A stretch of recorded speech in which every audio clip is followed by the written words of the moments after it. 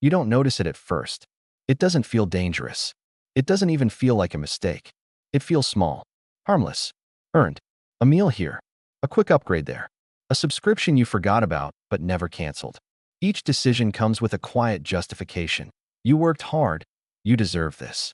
And maybe you do. But this isn't about one purchase. It's about the pattern.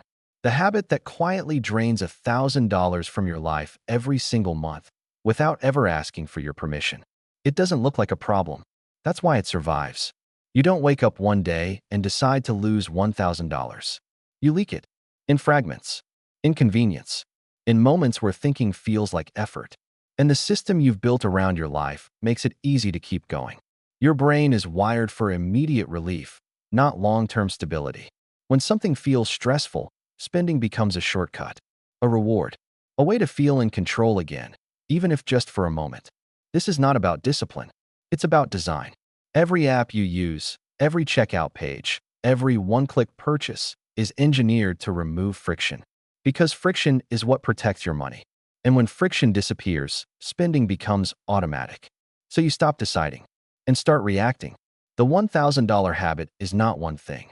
It's a collection of small defaults, auto-renewals, upgrades, impulse decisions under emotional pressure. It's the gap between who you think you are with money and how you actually behave. Let's make it visible. Imagine you spend just $33 a day on things you don't fully value. That's less than most people spend without thinking. $33 feels insignificant. But over 30 days, that becomes almost $1,000.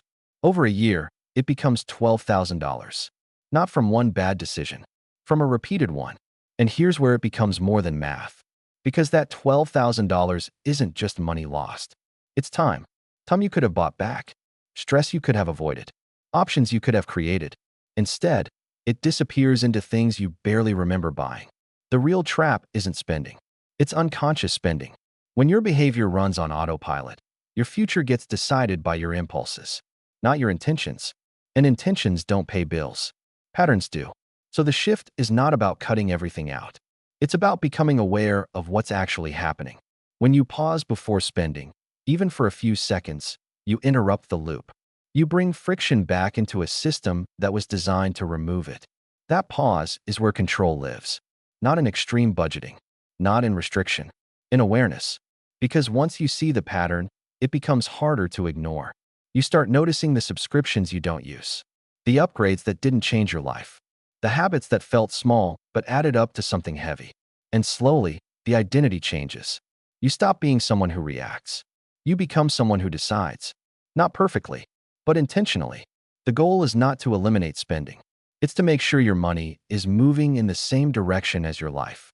Because if it isn't, it will move without you. And one day, you'll look back and wonder where it all went.